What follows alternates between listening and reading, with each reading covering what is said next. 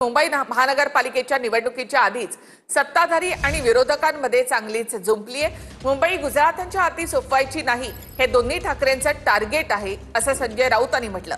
तर मुंबई महापालिकेमधल्या पापाची हंडी फोडून आम्ही विजयाची हंडी चढवणार असं मुख्यमंत्री फडणवीसांनी म्हटलंय।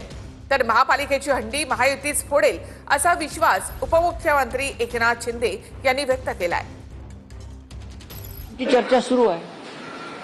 चर्चा सुरू आहे आणि मुंबई हे आमचं टार्गेट आहे। जसं अमित शहा, नरेंद्र मोदी आणि त्यांच्या व्यापार मंडळाचं टार्गेट मुंबई आहे, मुंबई ताब्यात घ्यायचं, तसं ठाकरे बंधूंचं टार्गेट आहे की मुंबई गुजरातांच्या हातात सोपवायची नाही, ती मराठी माणसाकडेच राहील, हे आमचं टार्गेट आहे। महानगरपालिकेमध्ये परिवर्तन अटळ आहे।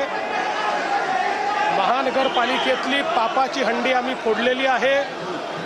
आता त्या ठिकाणी विकासाची हंडी लागली जाईल आणि त्या विकासाच्या हंडीतलं जे काही त्या ठिकाणी लोणी आहे ते जनसामान्यांपर्यंत नेण्याचा आमचा प्रयत्न असणार आहे।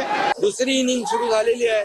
देवेंद्रजींच्या नेतृत्वाखाली काम त्याच वेगाने सुरू आहे आणि याची पोचपावती येणाऱ्या आपल्या स्थानिक स्वराज्य संस्था या निवडणुकांमध्ये देखील महायुतीच हंडी फोडेल।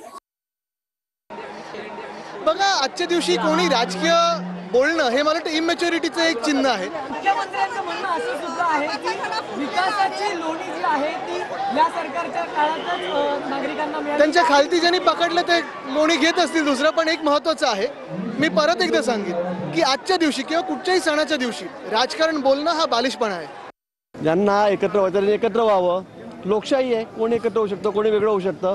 पण माझं आव्हान आहे, ते जे म्हणतात मुंबई, ठाणे, नाशिक, पुणे एखाद्या ठिकाणी तरी निवडून दाखवावं। उगाच वल्गना काय करायच्या, स्वतःच्या खाली काय जळतंय ते त्याने पाहावं। तोंडाच्या वाफा कोण दवडतंय आणि कोण नाही हे उद्या ठाकरे बंधूंचं राजकीय दृष्ट्या एकत्र झाल्यावर त्यांना कळेल।